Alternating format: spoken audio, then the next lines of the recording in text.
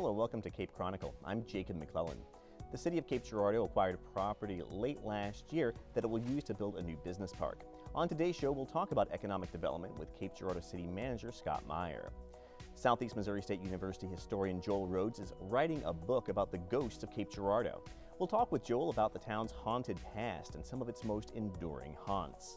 And we'll talk with Frank Nickel about the 100th anniversary of the Missouri flag. The flag was designed here in Cape Girardeau 1 century ago, and we'll have a ceremony here on March the 22nd. That's ahead on Cape Chronicle. Stay tuned.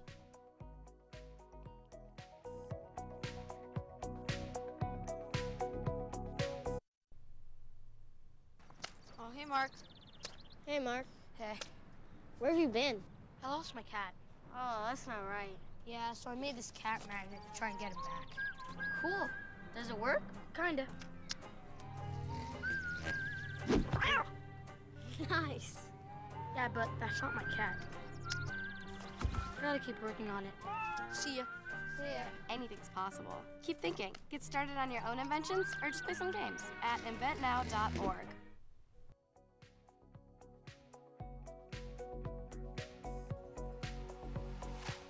Welcome to Cape Chronicle. I'm Jacob McClellan.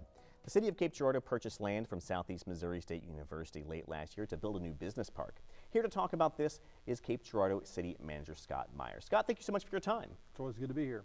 Now, the city purchased this 250 acres from Southeast Missouri State University for about $6 million. And the idea is to use this to develop business. Why is this something that the city needs?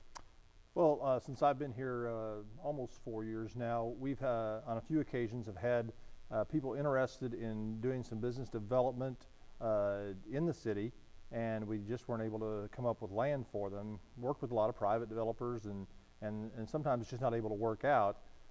This would give us land that we could use to develop a park with infrastructure around it to continue to build the business base in the future.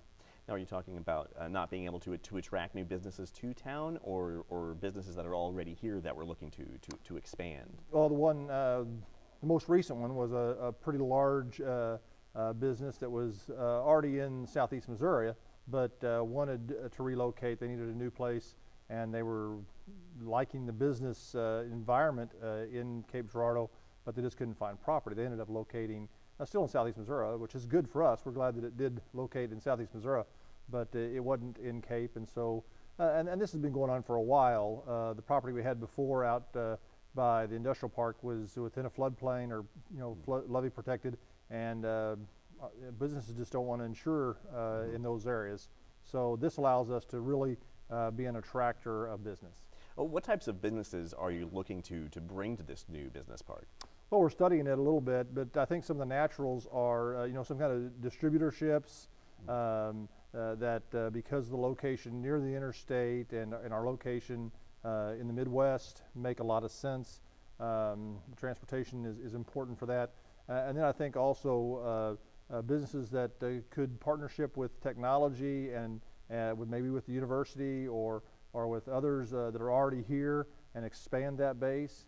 Are others, with our healthcare field.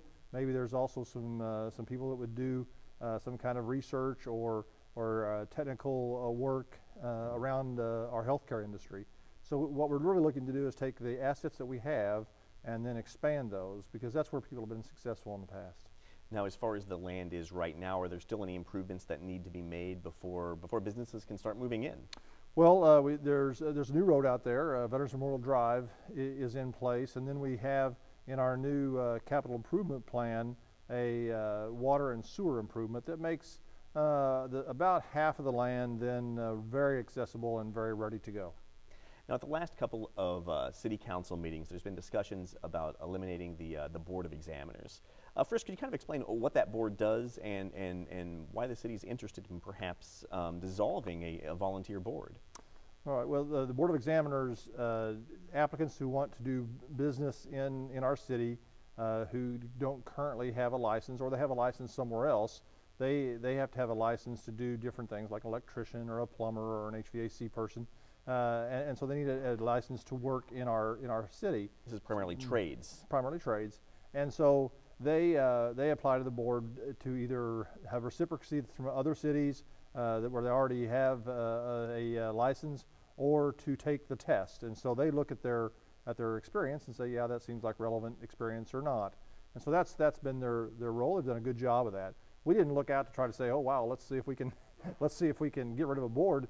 Actually, what brought it up was we have a board that currently we can't fill all the positions, and our charter says that you limit the amount of terms a member can have. We've extended some of those beyond what the charter says, and so really with the charter's intent that you don't have the same people, which could be kind of looked at as, well, that's the good old boy network, just continue to run something. We really went to them and asked for solutions. They went out and tried to find some more people, but we still haven't been able to find that. So we felt like one of the only other solutions would be to bring it in internally. And we checked a lot of other cities do that too. Some don't. Some still have a board, but some our size and bigger, some smaller, have it internally. Staff looks at it and then approve it, and then they still have to go take the test. They still have to either take the test or have the reciprocity. So it's not them actually giving the test or anything. And then we also put in place a board of appeals if someone thinks that those people don't meet those requirements, or if they don't like the decision, then they can go to our board of appeals, which is an advisory committee, and appeal the decision of staff. So it still has that done, but staff is able to take care of most of the work. We do a lot of the background checking for the existing board. Now, if somebody's watching this right now and thinking perhaps they'd be interested in volunteering on the Board of Examiners, what is it that they should do? Well, you can contact the city clerk. You can call our city phone number, or get on our website. Also, it's on our website where you can apply, www.cityofcape.org, and use that. Now, then there are requirements. This is a board that takes expertise to be able to look at other people's experience. So many of them have expertise. Some of them are just at large, but we haven't had a hard time filling that slot. It's been ones that currently hold a license that are the hard ones to fill. Those folks are busy. They got businesses they're running, and they want to keep those vibrant, and we understand that. Now, last year, the Missouri Supreme Court ruled that individuals don't have to pay local sales taxes on vehicles that are purchased out of state. What does this mean to Cape Girardeau, and what does it mean to local auto dealers here?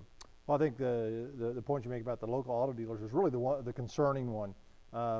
Local auto dealers are really put at a disadvantage. I don't know if you've seen in your mailbox, but I've gotten a few where people from across the state line are saying, oh, come over to our dealership and you'll pay less money than you would if you bought locally there in Missouri or in Cape Girardeau, and save thousands of dollars on your tax. Well, you know, that's worrisome for our businesses right here in Cape Girardeau, that they kind of are put at an unfair advantage. And it's unfair for us particularly because we're so close already to the state line. So that's a real concern for us. Yeah, there's some loss of city revenue from that tax, but my first concern is for those businesses that are right here that run great car dealerships in our city, and we'd like to continue to support them. We've been talking to Cape Girardeau City Manager Scott Meyer. Scott, thank you so much. It's been a pleasure. Always is. Ahead, the ghost of Cape Girardeau. That's just ahead on Cape Chronicle.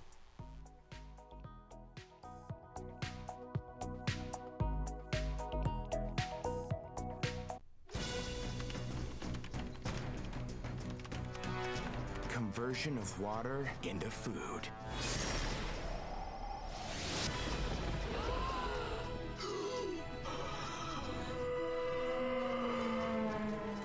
You may not be able to make food fall out of the sky. It really works! But you can fight hunger in your community. Just visit feedingamerica.org and become a hunger helper. What's that? I don't know. Something I kind of made. Ooh, what's it do? What do I do? Well, thanks for asking. I ring my bell and I like to dance. What do I do? Well, thanks for asking. Ow! Yeah, it still needs a little work. Anything's possible. Keep thinking. Get started on your own inventions or just play some games at inventnow.org.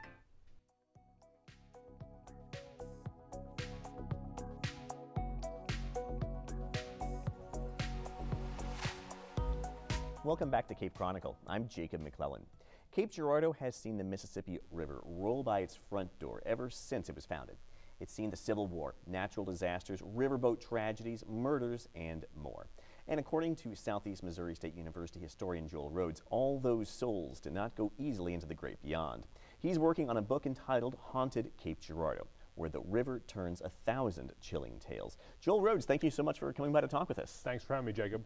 Well, you talk about several different types of hauntings in your book, and I want to start talking first about the riverboat hauntings, and particularly one of the worst inland maritime disasters in United States history, which happened here, near Cape Girardeau. Sure, just up by Neely's Landing, the Stonewall freighter caught fire in, 1869, I guess, and over 200 people were consumed by that. It's like a small or more vernacular version of the Titanic. The flames were so great that they could see it from Cape Girardeau, and a great many of the people that were injured in the disaster were brought here for medical attention, but a lot of them were buried up by Neely's Landing in a mass grave. Do you know how many people ended up dying from this disaster? I think there were 220, and of the entire crew and passengers, only about 30 of them survived. What are some of the ghost stories that have come out of this tragedy? Well, for years, barge captains and other people working the river have talked about certain lights dancing across the water at Neely's Landing and hearing screams and moans coming from the banks. But the one that really stood out to me is there was a psychic who came to Cape Girardeau last year, as a matter of fact, and she said that when she stands at the wharf and looks out at the Mississippi, she said there are thousands of people in the water about chest deep that are looking at the bank but cannot speak and cannot leave the water. So, interesting stuff. Southeast Missouri State University itself doesn't have any lack of ghost stories, including where we're at right now. We filmed the show in Rose Theater. Mm-hmm. Tell us a little bit about the Rose Theater ghosts. Yeah, right here in this very studio, and in particular in seat D28 over there, which is eternally occupied by an older gentleman who has watched many performances from that seat. He apparently prefers rehearsals as opposed to actual live performances, but over the years, because this housed the theater department, that became part of the folklore of the theater department to be at rehearsals and to look out and see him enjoying the show. There's also a woman, Mary, who supposedly haunts Rose Theater as well. Now, her story predates Rose Theater. She apparently had lived here during the colonial period with her husband and murdered her philandering husband here on this land, and that explains the blood stain that cannot be washed off. But apparently you're never supposed to say Mary's name from this stage, so you guys are you're on your own after this. Another one of the enduring Southeast Missouri State University hauntings is the old Pike Lodge. Sure. Tell us a little bit of what this story is about. Well, the origins of the Pike Lodge story is that prior to being the Pike facility, it was the old Marquette School. And the story is that a little girl, Jessica, died. She fell through the floors after recess and suffocated in the coal chute over the weekend. And for years, people have talked about seeing this little girl skipping rope in the yard around there. And apparently a little boy from the neighborhood several years ago approached the Pikes about being able to play in the facility while they weren't there. And they said that wouldn't be possible for liability issues. And he was very disappointed about that. And he told them that he had befriended the little girl who lived there, and he was going to miss being able to play with her. Let's talk a little bit about Old Lorimer Cemetery. This is one of the oldest cemeteries, or the oldest cemetery in the state of Missouri. In the state of Missouri, right? And some of the different stories that have come out of there, and there's even some photographs that some ghost hunting experts have come up with from that. Yeah, my book is kind of a combination of actual paranormal investigating, but a lot of folklore. And Old Lorimer's got some fantastic folklore. Like you said, it's the oldest in the state of Missouri. And the first burials there, Lewis Lorimer's wife Charlotte was probably buried in an Indian cemetery. There's probably an Indian burial ground underneath Old Lorimer. And because the modern parameters of the cemetery really don't encompass its historical parameters, there are probably thousands of graves that lay outside of the gates and the fences at Old Lorimer. And when they do street work and construction work, they oftentimes find some of those things. We have some photos here of Lorimer Cemetery. This is one.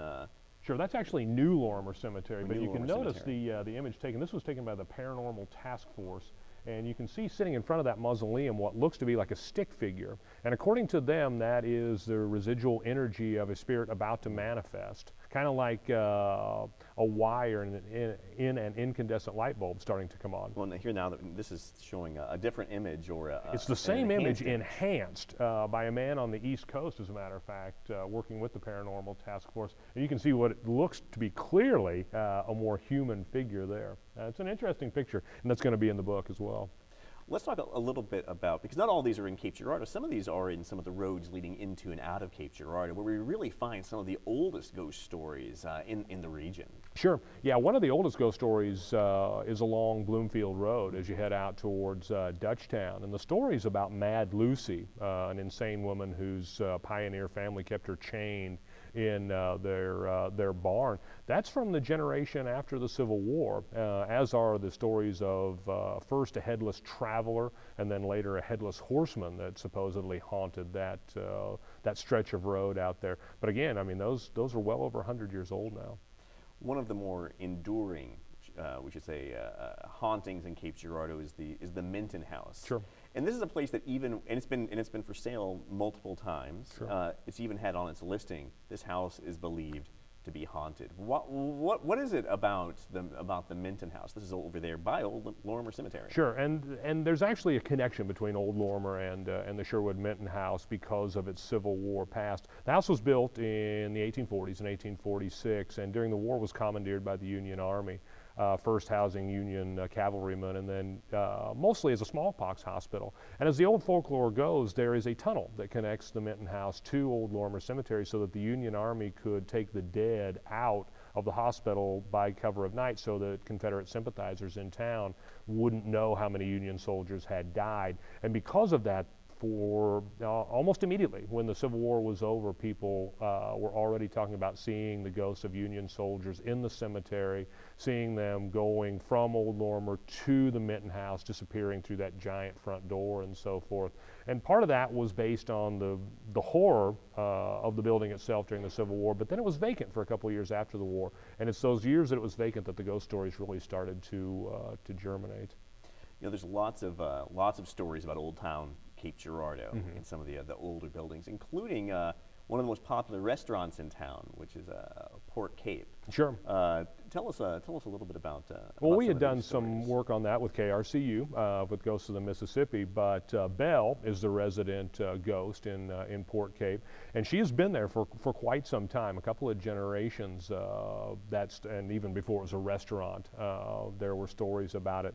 But since it's been Port Cape restaurant, this ghost has been seen. She's been very active, and the bartender there, Dale, eventually named her. He thought if he was going to stay with her as much as he really was, that he ought to have a proper name. And so he started calling her Belle, and within a couple of days of that, he said she rang very vigorously the maritime bell down there. And so the name really stuck with that. But people that work there have seen her, especially if you're working there late at night. They have heard her. She's fairly mischievous and very active. There are lots of people that work at Port Cape that don't go upstairs by themselves and don't like to work late at nights by themselves. The book is Haunted Cape Girardeau, Where the River Turns 1,000 Chilling Tales. It will be out later this year. Joel Rhodes, thank you so much for your time. Thanks for having me, Jacob. Ahead, 100 years of Missouri's flag. That's just ahead on Cape Chronicle.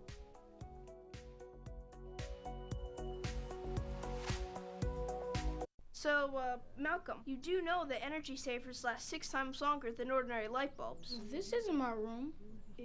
It's Baron Davis's. Baron Davis, the basketball player? This is his room? Yep. Interesting, because we have Baron Davis right here. Baron, do you live here? No. I don't mean that, Baron Davis. Millions of kids are using their energy wisely. What's your excuse? I'm Jeremy Call, and I made suction tires. Wait, what? Wait. I used a rivet gun to connect the suction cups, and then I just connected it to the tire. I got the idea from an octopus because of the suction cups, and I don't know. Anything's possible. Keep thinking.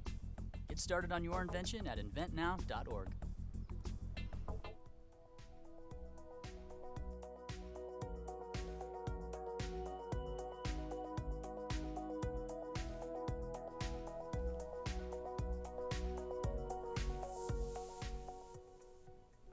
This is Cape Chronicle. I'm Jacob McClellan.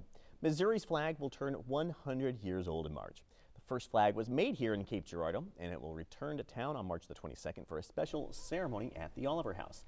I'm joined now by Frank Nickel. He's a professor emeritus of history and former director of the Center for Regional History. Thank you so much for coming by to talk with us. I'm glad to be here, Jacob. I'll tell you, I've lived here for 6 years in Cape Girardeau, and I did not know until now that the Missouri flag was designed here in this city.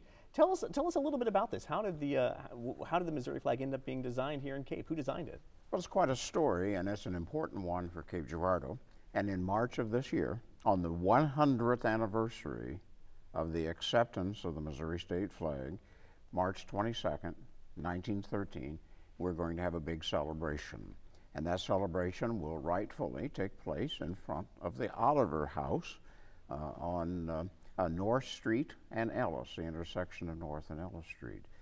R.B. Oliver was a very prominent attorney here in Cape Girardeau. His wife, Marie, a very energetic and very interesting person. The Oliver name, of course, is one of the oldest names in Cape Girardeau. Goes back to 1800 here. Mrs. Oliver joined the DAR in 1904. The Daughters of the American Revolution, which was founded in 1890. And one of the things that she was involved in was the determination, does Missouri have a state flag? Flags changed a lot around the turn of the century. After the Spanish-American War, progressive era, there began to be, and the creation of the American Empire, there began to be a great deal of interest in flags.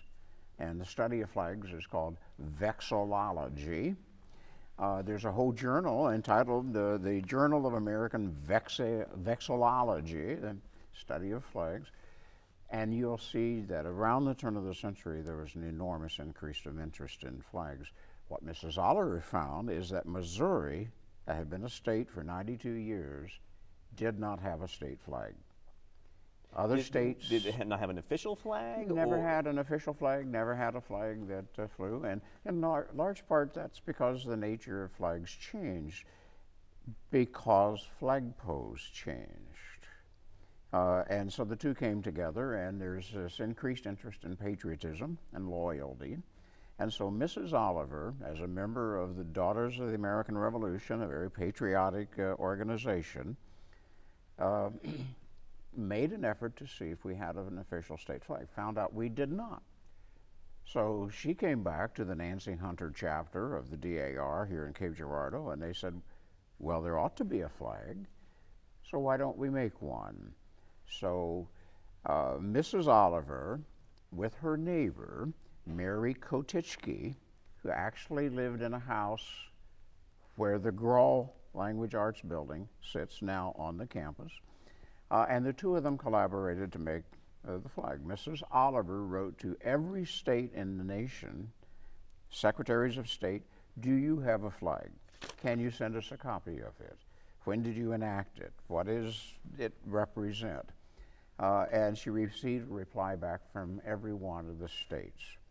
And what she did was take a look at all of them, try to understand the role of flags, the design, and she came up with a flag that I think is brilliant in its perception. It's the state seal of the state of Missouri. She designed it, she sketched it, and then 22-year-old Mary Kotitschke, who lived on this corner where the Grawl Building is today, and also taught art at the Normal School here, Mary Kotitschke painted the flag design that Mrs. Oliver made. So the two of them are really the people who put that together. Once they got it together, they submitted it to the state legislature, and there a young man named Charles Oliver, the nephew of Mrs. Oliver and R.B. Oliver, introduced the legislation in the House of Representatives to get the flag accepted. And so on March 22, 1913, Missouri had a state flag. That was happening at about the same time Oklahoma, 1908, Arizona and New Mexico, 1912 were becoming states. And those new states developed flags very quickly. So Arizona and New Mexico had flags before Missouri did, and Missouri had been a state for 92 years. So that reflects the fact that there's a great deal of interest happening in flag history. When was the first Missouri flag then? When was the first one manufactured? And do we have any idea of where that flag is now? That flag is in Jefferson City, and on March 22nd, 2013, it will come home to Cape Girardeau. And so on Friday afternoon, March 22nd, 2013, residents of Cape Girardeau will be able to come to the Oliver House for a flag ceremony, a centennial, 100 years old. And that flag, which flew over the state capitol, which we've had 3 state capitals. Second state capitol was burned in 1911. And so when the new capitol was put together, they only had a temporary capitol. That flag flew only over the temporary capitol until 1917, when the present capitol was completed. But significant to Cape Girardeau, that flag will be back here in the Oliver House in Cape Girardeau for the centennial celebration. I think it's going to be a big event. Well, tell us a little bit about what else will be going on March the 22nd here in Cape Girardeau. On March 21st, 22nd, 23rd, Thursday, Friday, and Saturday, if I have the dates right, Thursday, Friday, and Saturday, the Missouri History Conference will take place here. So there will be historians from all over the state, from around the nation, that will meet here, and they will read papers and talk about various historical topics. Senator Roy Blunt will be here to give a speech, and we believe that the Governor, Jay Nixon, will be here as well. It's going to be a big event in Cape Girardeau, and I think made special by a celebration of the Oliver House and the Missouri state flag. Frank Nickel is a professor emeritus of history and the former director of the Center for Regional History. Dr. Nickel, thank you so much for coming by. It's been a pleasure. Thank you. And thank you for joining us today for Cape Chronicle. The show is a collaboration between the Department of Mass Media at Southeast Missouri State University, the City of Cape Girardeau, and KRCU, the public radio station for Southeast Missouri. Our executive producer is Jim Dufek. I'm Jacob McClelland. Thanks for watching.